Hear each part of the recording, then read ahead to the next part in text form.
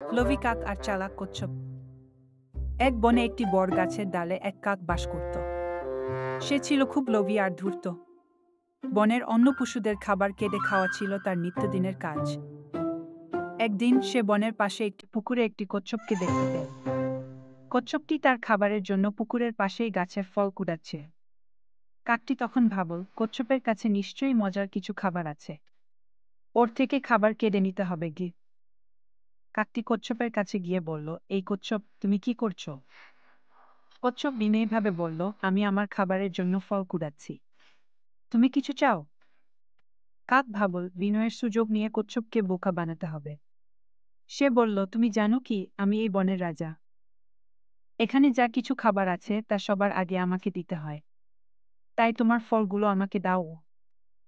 কচ্ছপ কাকের কথা শুনে বুঝল যে সে তাকে বোকা বানাতে চায়। কচ্ছপ মনে মনে একটা চালাকি ঠিক করল। সে বলল, ঠিক আছে, তুমি তো বনের রাজা, আমার কাছে একটি বিশেষ ফল আছে।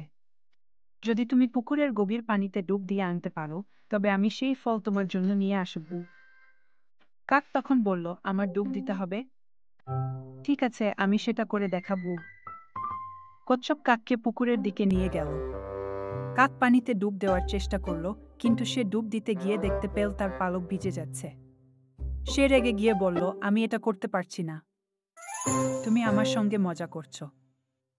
কচ্ছপ তখন হেসে বলল, তোমার লোভ আর মিথ্যা কথা তোমাকে সবসময় ধোঁকা দেবে।